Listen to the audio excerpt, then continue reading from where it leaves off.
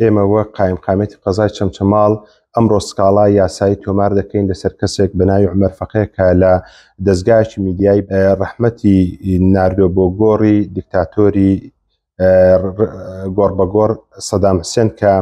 تاوانبارە بە تاوانی جینۆسایدی گەلەکەمان بە کیمیابارانی و ڕووخاندنی دێهاتەکانمان و بە ئەنفالکردنی سنوورەکەمان. بۆیە ئێمە وە قایمقامێتی قەزای چەمچەماڵ کە پایتەختی شەیدان و ئەنفالکراوانین بۆ ڕێزگرتن لە هەست و نەست و کەسایەتی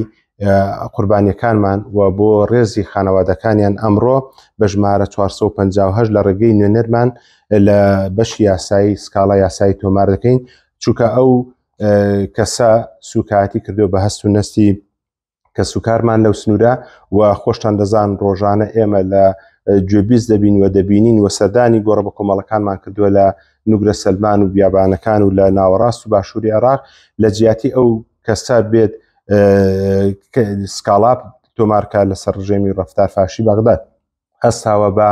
ئەوەی کە ڕەحمەت بۆ گۆڕی سەدام حوسێن دەنێرێت. بۆیە ئێمە بە داوای لێبوردنیشی لێ خۆش نابین و بەوەش قەرەبوو ناکرێتەوە، چونکە کە سوکاری سەربەرزی شەیدان زۆر لەوە گەورەترن کەسێک لە سۆشیال میدیا سوکاتی بە هەست و نەستیان بکات. جارێکی تر تەئکید لەوە دەکەینەوە قایمقامێتی قەزای چەمچەماڵ خەمخۆری داوای ڕەوای کە سوکاری سەربەرزی شەیدان و ئەنفالکراوانە.